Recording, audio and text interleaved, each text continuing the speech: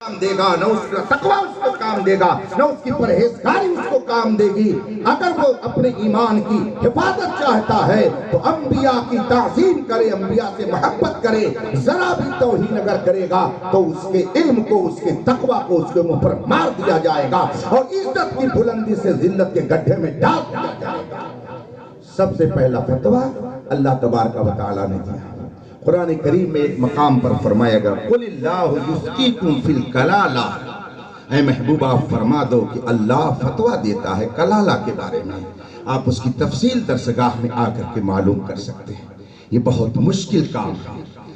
رسول پاک صلی اللہ علیہ وسلم نے اس سلسلے میں جو تعلیمات دی ہیں آپ ان کو پڑھیں تو آپ حیرت میں پڑ جائیں۔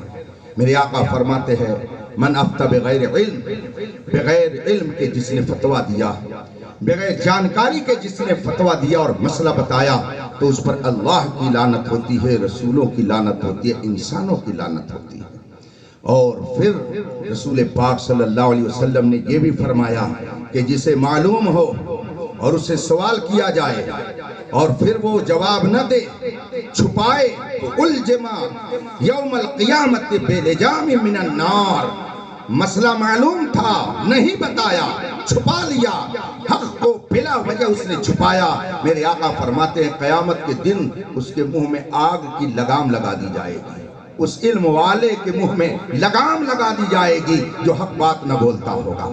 ایک حدیث میں میرے آقا صلی اللہ علیہ وسلم نے ارشاد فرمایا اذا ظہرت الفتن او البدع فلیظہر العالم علمہ، جب فتنے برپا ہونے لگیں، گمراہیاں پھیلنے لگیں، بدعقیدگی پھیلنے لگے، فلیظہر العالم علمہ، تو عالم کو چاہیے کہ اپنے علم کا اظہار کرے۔ ومن لم یفعل ذلک، اور جو ایسا نہ کرے فعلیہ لعنت اللہ والملائکۃ والناس اجمعین، تو اس عالم پر اللہ کی لعنت ہوتی ہے، فرشتوں کی لعنت ہوتی ہے، تمام انسانوں کی لعنت ہوتی ہے۔ لا يقبل اللہ منہ صرفا ولا عدلا، اللہ اس عالم کا نہ فرض قبول کرتا ہے نہ نفل۔ مگر اس کے ساتھ ساتھ رسول پاک نے یہ بھی فرمایا قیامت جب قریب ہوگی علم اٹھتا جائے گا، علم اٹھتا جائے گا، مگر کیسے اٹھے گا اس کے بارے میں رسول پاک صلی اللہ علیہ وسلم نے فرمایا ان اللہ لا يقبض العلم انتزاعا ينتزعه من العباد ولكن يقبض بقبض العلماء، ان اللہ لا يقبض العلم انتزاعا، اللہ تبارک و تعالیٰ علم کو ایسے نہیں اٹھائے گا کہ لوگوں کے سینوں سے کھینچ لے، ایسا نہیں ہوگا۔ وَلَكِنْ يَقْبِضُ بِقَبْضِ الْعُلَمَاءِ، علم اٹھائے گا تو کس طرح سے؟ جو سچے عالم ہوں گے وہ اٹھا لیے جائیں گے، سچے علماء دنیا سے اٹھ جائیں گے۔ حتی اذا لم يبق عالما، یہاں تک کہ جب ایک بھی سچا عالم باقی نہ رکھے گا، اور ایک روایت میں ہے حتی اذا لم يبق عالم، جب ایک بھی سچا عالم نہیں رہ جائے گا تو ہوگا کیا؟ اتخذ الناس رؤوسا جہالا، تو لوگ جاہلوں کو اپنا پیشوا بنائیں گے، جاہلوں کو اپنا امیر بنائیں گے۔ فسئلوا، تو انہیں جاہل امیروں سے لوگ مسئلہ پوچھیں گے اور انہیں معلوم نہیں ہوگا تو اپنے بڑک پن کو ظاہر کرنے کے لیے، اپنی جہالت کو چھپانے کے لیے افتوا بغیر علم، بغیر علم کے فتویٰ دیں گے۔ فضلوا واضلوا، تو خود بھی گمراہ ہوں گے، قوم کو بھی گمراہ کریں گے۔ آج ایسے لوگ بھی ہماری نگاہوں کے سامنے ہیں۔ اللہ تبارک و تعالی ہمارے اور آپ کے ایمان کی حفاظت فرمائے۔ حضرت علامہ عاشق الرحمن صاحب نے نور علم حاصل کیا حضور مجاہد ملت سے۔ حضور مجاہد ملت نے حضور حجت الاسلام اور دیگر اکابر سے، حضور حجت الاسلام نے اعلیٰ حضرت سے، اور سب کی سند، ہم سب کی سند اعلیٰ حضرت تک پہنچتی ہے۔ ابھی چند ہفتہ قبل سلطان الاساتذہ حضور محدث کبیر علامہ ضیاء المصطفیٰ قبلہ دامت برکاتہ العالیہ سے گفتگو ہو رہی تھی۔ گفتگو کے دوران حضور محدث کبیر نے ارشاد فرمایا کہ اعلیٰ حضرت کا در چھوڑ کر اگر کوئی محبوبیت و مقبولیت چاہتا ہے تو مل نہیں سکتی ہے۔ محبوبیت خدا کا مقام اس وقت اگر کسی کو ملے گا تو امام احمد رضا کے در کی غلامی ہے۔ اعلیٰ حضرت نے تو فرمایا جو تیرے در سے یار پھرتے ہیں در بدر یوں ہی خار پھرتے ہیں۔ مگر سرکار دو عالم صلی اللہ علیہ وسلم نے اپنے کرم سے اعلیٰ حضرت کو بھی ہندوستان میں یہ درجہ دے دیا کہ جو تیرے در سے یار پھرتے ہیں در بدر یوں ہی خار. حضرت علامہ عاشق الرحمن صاحب علیہ رحمت و رضوان مسلک اعلیٰ حضرت کے ایسے ترجمان تھے، بریلی شریف کے ایسے شہدائی تھے. امام احمد رضا قدس سرہ کی محبت کا جام حضور مجاہد ملت نے انہیں اس طرح پلایا تھا. میں نے تو خلوت و جلوت ان کی دیکھی ہے کم، ان حضرات نے زیادہ دیکھا ہے کہ اگر کسی کو بریلی کا مخالف بانجا دیکھ لیتے، محسوس کر لیتے کہ اس کے اندر بریلی مخالفت کے جراثیم ہیں، سلام تو دور کی بات ہے، اس کا چہرہ دیکھنا گوارا نہیں کرتے. یہ محبت بریلی کا نتیجہ تھا. اور الحمدللہ ثم الحمدللہ میں فخر اس بات پر کرتا ہوں کہ حضرت نے اگر مجھے اپنا قرب عطا کیا تو بریلی کی نسبت ہی سے قرب عطا کیا. میں نے جس وقت راہ عمل کتاب لکھی، حضور علامہ عاشق الرحمن صاحب علیہ رحمت و رضوان کی نظر سے وہ کتاب گزری. سیمینار کے موقع پر بریلی شریف حضرت جلوہ فرما تھے. کتاب میں نے لے جا کر کے دکھائی، حضرت نے دیکھ کر کے اس قدر خوشی کا اظہار فرمایا اور پھر فرمایا، جملہ حضرت کا یہ تھا کہ اس کتاب کو دیکھ کر کے اور آپ کو دیکھ کر کے اطمینان ہو گیا کہ مسلک اعلیٰ حضرت کی ترجمانی آئندہ بھی ہماری نسلیں کرتی ہیں. واہ واہ واہ، سبحان اللہ. نعرہ تکبیر، نعرہ رسالت، فیضان حضور مجاہد ملت، فیضان حضور وحید الزمان، خلیفہ سرکار تاج الشریعہ، مناظر اہل سنت. نعرہ تکبیر، نعرہ رسالت. ہر ادارہ، ہر تحریک، ہر تنظیم اپنے بانی اور اپنے فاؤنڈر کے نظریات کو لے کر آگے بڑھتی ہے. ہر تحریک، ہر ادارہ، ہر دارالعلوم اپنے بانی، اپنے فاؤنڈر اور اپنے پیشوا کے نظریات کو آگے لے کر چلتی ہے. ہماری اور آپ کی محبت کا تقاضا یہ ہے، حضور مجاہد ملت سے ہماری جو نسبت ہے، جو غلامی ہے ہمیں حاصل، اس کا تقاضا ہے. علامہ عاشق الرحمن صاحب علیہ رحمت و رضوان سے ہماری جو محبت ہے، جو تعلق ہے، اس کا تقاضا ہے. جامعہ حبیبیہ سے اگر ہمارا تعلق ہے تو اس کا تقاضا ہے کہ ہم زندگی کے ہر موڑ میں مسلک اعلیٰ حضرت پر قائم رہیں اور کہیں بھی رہیں، مگر فخر اس پر کریں کہ ہمارا رشتہ امام احمد رضا کے ساتھ ہے. فخر اس پر کریں کہ ہمارا رشتہ حضور مجاہد ملت سے ملتا ہے. فخر اس پر کریں کہ ہمارے درمیان 20 سے زیادہ علوم و فنون کا جاننے والا عاشق الرحمن ایسا علم ربانی تھا کہ ہندوستان میں اس کی نظیر کبھی اللہ تبارک و تعالیٰ نے وہ فضائل و کمالات انہیں عطا کیے تھے کہ وہ فضل و کمال کا ایک اترے مجموعہ تھے. انہوں نے کئی موضوعات پر کتابیں چھوڑی ہیں جو یادگار ہیں. اب ہماری یہ ذمہ داری ہے کہ اگر وہ چھپی نہیں ہیں تو انہیں چھپائیں، اگر چھپ گئی ہیں تو ہم انہیں پڑھیں. چھپ گئی ہیں تو انہیں پڑھیں.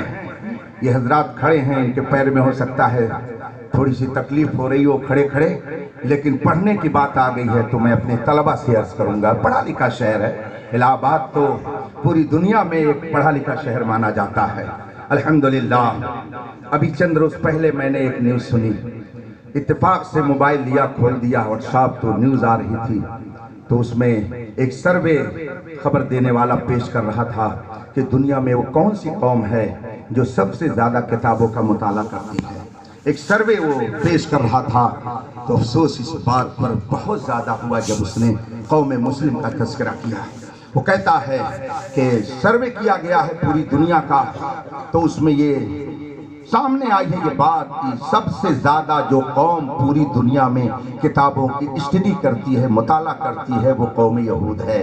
اور اس میں آگے اس نے کہا کہ ہر یہودی، عام ہو چاہے خاص، ہر یہودی سال بھر میں کم از کم 40 کتابوں کا مطالعہ کرتا ہے.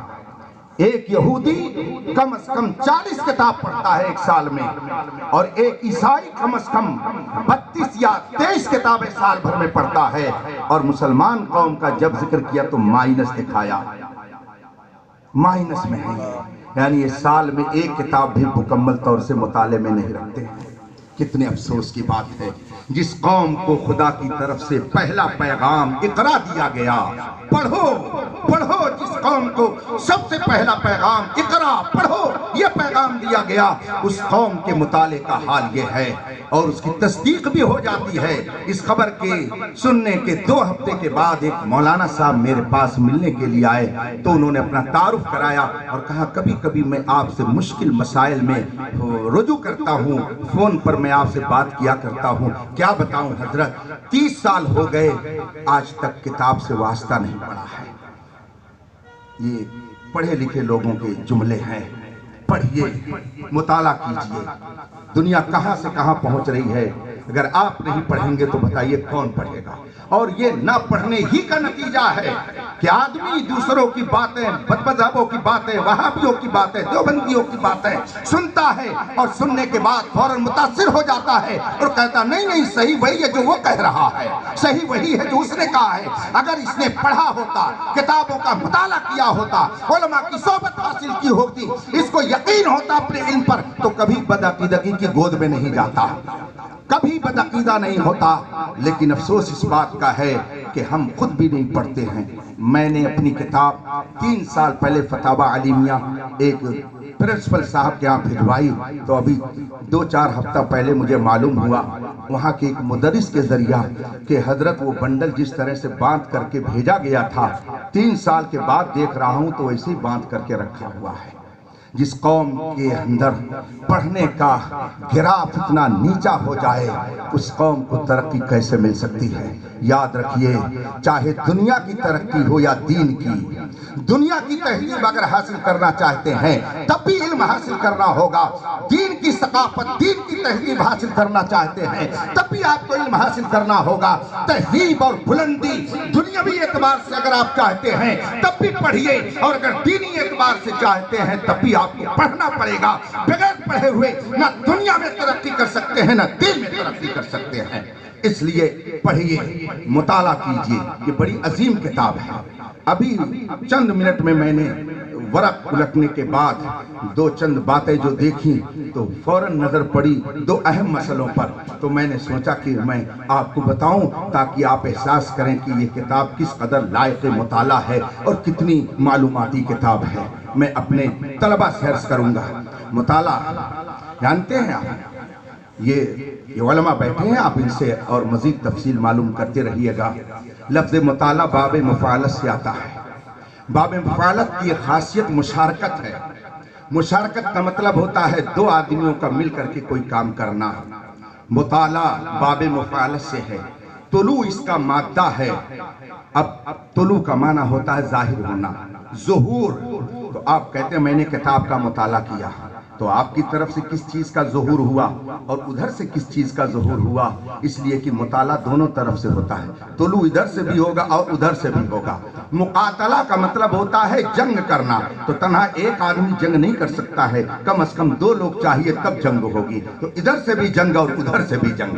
مطالعہ کا مطلب ہوتا ہے ظہور، ظاہر ہونا، تو ادھر سے کیا ظاہر ہوگا ادھر سے کیا ظاہر ہوگا۔ بڑی پیاری بات علماء نے فرمائی ہے کہ لفظ مطالعہ جو استعمال کیا جاتا ہے اس کی حقیقت پہ غور کرنا چاہیے۔ مطالعہ کا مطلب ہوتا ہے ظاہر ہونا۔ اب ظاہر ہونا تو کس چیز کا ظاہر ہونا؟ طالب علم کتاب کو پڑھے تو اپنی طرف سے اس کے پڑھنے کا ظہور ہو، اور جب عقیدت سے پڑھے گا تو کتاب کی طرف سے برکت کا ظہور ہوگا، ادھر سے بھی ظہور ہوگا اور ادھر سے بھی ظہور ہوگا، اس لیے اس کو مطالعہ کہا جاتا ہے۔ اور اگر ایک بار میں کسی کی توجہ نہ ہو تو اس کو مثال سے سمجھ لیجئے، آپ گئے حضرت مفتی غلام جیلانی صاحب کے پاس بیٹھ گئے، پرنسپل ہیں یہ، آپ شاگرد ہیں، آپ جا کر کے ادب سے بیٹھ گئے، مگر حضرت آپ کی طرف کوئی توجہ نہیں دے رہے ہیں، آپ حسرت بھری نظر سے عقیدت کے ساتھ محبت کے ساتھ دیکھ رہے، پھر نظر نیچے کر لے رہے، کچھ نہیں بول رہے ہیں۔ اگر آپ چند مرتبہ ایسا کریں گے تو دل میں کچھ نہ کچھ رحمت کا جذبہ ضرور پیدا ہو ہی جائے گا۔ کیا بات ہے، کیوں بیٹھے ہو، کیوں دیکھ رہے ہو؟ ایسے دیکھنے سے آدمی کے اندر محبت بھی پیدا ہو جاتی ہے۔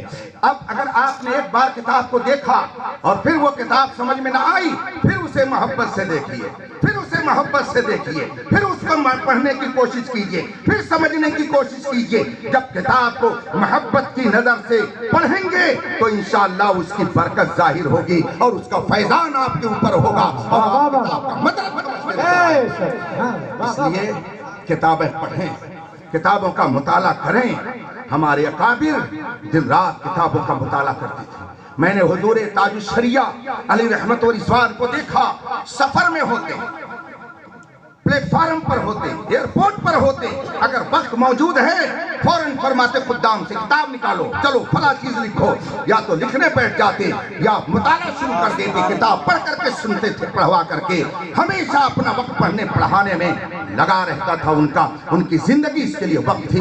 हजरत अल्लामा आशिकुर रहमान साहब अली रहमत व रिज़वान जिंदगी के आखिरी लम्हे तक पढ़ने पढ़ाने से मुतालिक रहे, इसलिए उनके तलामिज़ा को चाहिए, मानने वालों को चाहिए कि जिस भी हैसियत के हों दारुल उलूम को पढ़ने पढ़ाने के माहौल में रखें, तलबा पढ़ें, आप मदद करें, बेहतरीन तरीके से तलबा निकल करके उम्मत की खिदमत करते रहें। ये किताब जिसका नाम फतावा हबीबिया जिल्द दोम है, ये किताब मोहतरमुल मकाम खालिस मुखलिस इदारे के बेहिखाह, यूं तो हर एक की कुछ न कुछ खिदमत रहती है।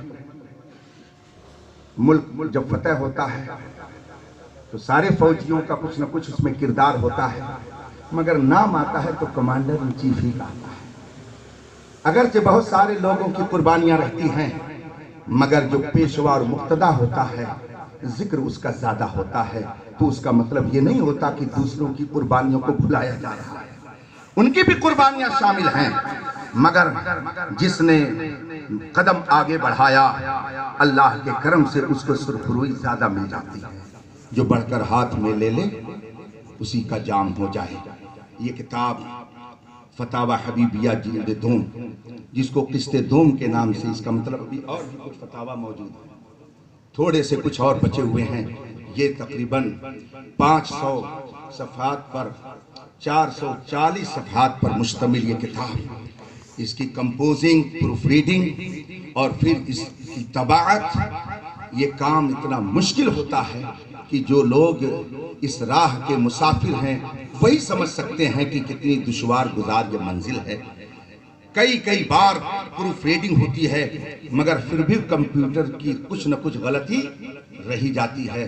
खुद मैंने अपनी किताब फतावा अलीमिया, जिसका नाम है, उसका तारीफ नहीं कराना चाहता हूँ, बताना चाहता हूँ। तकरीबन 1700 सफ़े पर 3 जिल्दों में है और अभी तीसरी जिल्द 2-3 महीना कबल आई है। खुद मैंने 4 बार एक हर्फ का मुताला किया, मगर फिर भी कहीं ना कहीं गलती उसमें आ ही जाती है, कंपोजिंग की गलती हो ही जाती है। मगर ये किताब आपके सामने है, इसमें बड़े अहम मसाइल हैं। अभी मैंने खोला तो इस किताब में मुझे 2 मसले मिले। अभी कूड़े का त्योहार गया हुआ है, कूड़े के त्योहार के मौके पर व्हाट्सएप पर भी बहुत सारे लोग खामा फरसाई करते हैं, और आजकल तो हजरत से पूछिए, हजरत मुफ्ती अमानुर रब साहब से, तो वो बताएंगे व्हाट्सएपी मुफक्किर, व्हाट्सएपी मुहद्दिस, व्हाट्सएपी मुसन्निफ, व्हाट्सएपी मुफ्ती इतने ज़्यादा हैं कि उनका शुमार करना मुश्किल है। वो समझते हैं कि बस सारी दुनिया यही है, इसी पर करो, एडवर्टाइज करो, हमारा नाम हो जाएगा। तो कूड़े के ताल्लुक से भी व्हाट्सएप पे बहुत सारे लोगों ने आर्टिकल शाये किए, मज़ामीन शाये किए और अपनी बातों को रखा। मसला ये दरपेश है कि 22 रजब को हजरत सैयदना इमाम जाफर सादिक रज़ी अल्लाह तबारक व तआला अन्हु के नाम से फातिहा की जाती है, जिसको कूड़े का त्योहार कहा जाता है। आप जानते हैं हजरत सैयदना इमाम जाफर सादिक कौन है? आप नहीं जानते, सिर्फ कूड़ा में टिकिया रख करके फातिहा करा के आप उसको खा लेते हैं, बस आप समझिए वो कौन है। सैयदना इमाम आजम के उस्ताद हैं, इमाम आजम जिनके हम मुकल्लिद हैं, उनके उस्ताद हैं हजरत सैयदना इमाम जाफर सादिक रज़ी अल्लाह तबारक व तआला अन्हु, उस्ताद हैं इमाम आजम रज़ी अल्लाह तआला अन्हु के। तो मैं ये कह सकता हूँ 1200 साल में जितने मुज्तहिद, जितने फकीह جتنے مفتی پیدا ہوئے سب کا سلسلے تلمذ امام اعظم کے واسطے سے سیدنا امام جعفر صادق، وہ ذات ہے سیدنا امام جعفر صادق رضی اللہ تعالیٰ عنہ کی۔ 22 رجب کو کنڈے کی تیوہار ہوتی ہے، انہی کے نام سے فاتحہ۔ مسئلہ یہ آیا کہ عرس یا فاتحہ تو ان کی تاریخ وصال میں، لیکن حضرت امام جعفر صادق رضی اللہ تعالیٰ عنہ کی تاریخ وصال 22 رجب نہیں ہے، 15 رجب ہے۔ 22 رجب کو تو حضرت امیر معاویہ رضی اللہ تعالیٰ عنہ کا وصال ہوا تھا، اور اس میں ایک بات اور بڑھا دی گئی۔ کچھ لوگوں نے یہ بھی آگے کہہ دیا کہ شیعوں نے 22 رجب کو حضرت امیر معاویہ کے وصال کی خوشی میں مٹھائیاں تقسیم کی، مگر خوف کے مارے انہوں نے نام دے دیا امام جعفر صادق کا۔ تو وہ لوگ حضرت امیر معاویہ کے وصال کی خوشی میں شیرینی بانٹتے ہیں، اس لیے وہ لوگ 22 رجب کو تقسیم کرتے ہیں شیرینی، اور نام دے دیا کونے کی فاتحہ، اور امام جعفر صادق کی طرف اس کو منسوب کر دیا، حالانکہ ان کی تاریخ وصال 15 رجب ہے۔ تو 15 رجب کو حضرت سیدنا امام جعفر صادق رضی اللہ تعالی عنہ کے نام کی فاتحہ ہونی چاہیے، 22 کو حضرت امیر معاویہ کے نام کی فاتحہ ہونی چاہیے۔ یہ مسئلہ ہر 22 رجب اور 15 رجب کو اٹھتا ہے۔ ابھی میں نے جب کتاب کھولا تو اس میں مجھے یہ بھی مسئلہ ملا، تو ذرا سوال سنیے اور جواب پھر آپ سنیے کہ کتنا پیارا جواب حضرت نے دیا ہے۔ کیا فرماتے ہیں علماء دین، مفتیان شرع متین مسئلہ ذیل کے بارے میں؟ حضرت سیدنا امام جعفر صادق رضی اللہ تعالی عنہ کی وصال کی تاریخ 15 رجب المرجب ثابت ہے، تو 22 رجب کو فاتحہ دلانے کی کیا وجہ ہے؟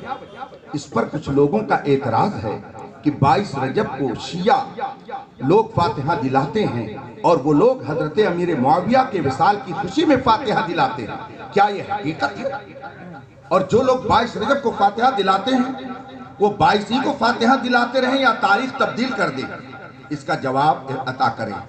یہ کوئی صاحب محمد ظہیر احمد نام کے جو کبھی متعلم رہ چکے تھے دارالعلوم احسانیہ منجھن پور کوشامبی میں، ان کی طرف سے یہ سوال آیا۔ اب حضور جانشین حضور مجاہد ملت ماہر ہفت لسان علامہ عاشق الرحمن صاحب الرحمت الرضوان نے اس کا جواب دیتے ہوئے ارشاد فرمایا، ان دونوں حضرات کی تواریخ وصال کی تحقیق بندہ کو نہیں، روافظ کے تعلق سے جو بات استفتاء ہادہ میں مذکور ہے وہ بندہ نے بھی سنی ہے، یعنی مجھ سے بھی لوگوں نے یہ بات کہی ہے کہ شیعہ حضرت امیر معاویہ کے وصال کی خوشی میں ایسا کرتے ہیں، لیکن محض سننے سے کسی بات کا ثبوت نہیں ہو جاتا، سننا اور چیز ہے اور حقیقت میں اس کا ہونا اور چیز ہے۔ کسی بھی بزرگ کی فاتحہ کسی بھی روز ہو سکتی ہے۔ اب آگے کا ذرا جملہ سنیے کس طرح سے علامہ عاشق الرحمن صاحب نے رہنمائی فرمائی ہے۔ ارشاد فرماتے ہیں، بہتر یہ ہے کہ 22 رجب کو ان دونوں حضرات کی فاتحہ دلائی جائے، اس میں روافظ کی مشابہت بھی نہ رہے گی، چونکہ جب ہم حضرت امیر معاویہ کی بھی فاتحہ دلائیں گے، حضرت سیدنا امام جعفر صادق کی بھی فاتحہ دلائیں گے، تو روافظ تو حضرت امیر معاویہ کو گالیاں دیتے ہیں، ان کی فاتحہ وہ کہاں دلاتے ہیں؟ ہم جب دونوں کی فاتحہ دلائیں گے تو روافظ کا رد بھی ہو جائے گا اور بزرگوں کی بارگاہ میں ایصال ثواب بھی ہو جائے گا۔ اور پھر فرماتے ہیں آگے کا جملہ، اس کو بھی آپ نوٹ کر لیجئے گا اپنے ذہن میں، اور یہی حضور مجاہد ملت نے فرمایا ہے۔ گویا یہ بات علامہ عاشق الرحمن صاحب فرماتے ہیں کہ یہ میں اپنی طرف سے نہیں کہہ رہا ہوں، یہی بات حضور مجاہد ملت نے بھی فرمائی ہے۔ تو گویا حضور مجاہد ملت کا یہ فیصلہ اور حکم ہے کہ 22 رجب کو آپ دونوں بزرگوں کی فاتحہ کرائیں، انشاءاللہ دونوں بزرگوں کے فیضان سے مالا مال ہوں گے۔ اس طرح کے بہت سے اہم مسائل اس کتاب میں درج ہیں۔ یہ کتاب میں تو بڑے سستے انداز میں بہت آسانی سے آپ کے سامنے پیش کر دے رہا ہوں، لیکن کتنی مشکلیں اس کے لیے برداشت کرنی پڑی ہیں، اس کا صحیح اندازہ حافظ شمیم صاحب کو ہے۔ اس کی محنت کا صحرا حافظ صاحب کے سر جاتا ہے، اور ساتھ ہی ساتھ فاضل گرامی مولانا محمد عبد الواحد قادری رضوی حبیبی جو اس ادارے کے استاذ ہیں، موقر اساتذہ میں ہیں، ان کی خدمات، حضرت مولانا غلام جیلانی صاحب کی خدمات اور سارے اراکین کی خدمات ہیں۔ اللہ تبارک و تعالی ان کی خدمات کو قبول فرمائے۔ میں طلبہ سے عرض کروں گا، اپنے نوجوانوں سے بھی عرض کروں گا، آپ کتابیں پڑھیے۔ بہت سے لوگ کہتے ہیں اردو میں ہے، اب تو ہندی میں، انگلش میں، عربی میں، ملیالم میں، گجراتی میں، مراٹھی میں، کنڑ میں، جس زبان میں آپ کو مذہبی کتاب چاہیے ایک ذخیرہ موجود ہے۔ یہ کہہ کر کے آپ چھٹکارا نہیں پا سکتے ہیں کہ وہ زبان ہم نہیں جانتے۔ اس لیے آپ پڑھیں، کتاب پڑھیں گے انشاءاللہ علم میں اضافہ ہوگا۔ پورے قرآن کریم میں اللہ تبارک و تعالیٰ نے اپنے محبوب سے جس چیز کی زیادتی کی دعا کرنے کے لیے حکم دیا ہے وہ علم ہے۔ قرآن فرماتا قل رب زدنی علما، اے محبوب آپ رب سے عرض کرو رب زدنی علما، اے مولا اے پروردگار میرے علم میں اضافہ فرما۔ تو علم میں اضافے کے لیے دعا کرنے کا حکم رسول پاک کے واسطے سے ہم تک پہنچایا گیا ہے۔ اس لیے آپ پڑھیں، کتابوں کا مطالعہ کریں، رات میں اپنے بستر پر ایک کتاب رکھ لیں، اس کے کچھ صفحات پڑھ کر کے جب آپ نیند میں جائیں گے تو انشاءاللہ بہت سکون کی نیند آئے گی۔ کتابیں پڑھیے اور پھر اس پر عمل کیجئے، انشاءاللہ یہاں بھی سرخرو رہیں گے اور وہاں بھی سرخرو رہیں گے۔ یہ عظیم کتاب فتاوی حبیبیہ، اس جلد کی 200 روپے، یہ 450 صفحات پر مشتمل شاندار جلد، بہترین ٹائٹل، عمدہ کتابت، شاندار طباعت، بہترین قسم کی سیٹنگ کے ساتھ یہ کتاب آپ تک پہنچائی جا رہی ہے اور اس کی قیمت 200 روپیہ رکھی گئی ہے۔ آدمی تو اپنے دوستوں میں بیٹھ کر کے 500 روپے کا سموسہ آج کل کھا لیتا ہے، 200 روپے کی کتاب لینا کوئی مشکل نہیں ہے۔ اور میں اہل ثروت سے کہوں گا جو پڑھے نہیں ہے اور پیسہ ہے وہ کم از کم 10-20 کتاب خرید کر کے علماء میں تقسیم کر دیں، تاکہ وہ پڑھیں گے تو ہمیں اس کا ثواب ملے گا، وہ پڑھیں گے تو اس کی برکت ہم کو ملے گی۔ کتابیں لے کر کے جائیے۔ اور یہ کتاب میں خاص کر اسپیشل طور پر جو ہمارے اس اجلاس کے عظیم خطیب ہیں، مہمان ہیں اور کرم نواز ہیں، اس ادارے سے ان کا قلبی لگاؤ ہے، ہم لوگوں کا جو قلبی لگاؤ اس ادارے سے ہے وہ صرف اس بنیاد پر کہ ہندوستان کے مدارس میں یہ ایک اعلیٰ مدرسہ ہے جو مسلک اعلیٰ حضرت کا ترجمان ہے۔ اور حضور علامہ عاشق الرحمن صاحب علیہ رحمت و رضوان نے زندگی کے آخری لمحے تک مسلک کی ترجمانی کر کے بتا دیا ہے کہ یہ مت سمجھنا کہ میں زمین کے اندر چلا گیا ہوں، فنا کے بعد بھی باقی ہے شان رہبری میری، میں وہاں سے تمہاری رہبری کرتا رہوں گا اور تم میرے بتائے ہوئے خطوط پر چلتے رہو گے۔ انشاءاللہ کل میدان محشر میں ہم سب اکٹھا ہوں گے اور نبی کے جھنڈے تلے ہوں گے، تو ہم آئے یہاں تمہارے لیے، اٹھے بھی وہاں تمہارے لیے۔ یہ کتاب حضرت علامہ مولانا مفتی امان الرب صاحب قبلہ، امان الرب یہ رب کی امان میں ہے اور ہم سب کے لیے یہ اہل سنت کی ایک امانت ہے۔ اور حضرت بابا محبوب مینا شاہ علیہ رحمہ نے زندگی بھر ان کے ناز نخرے برداشت کیے۔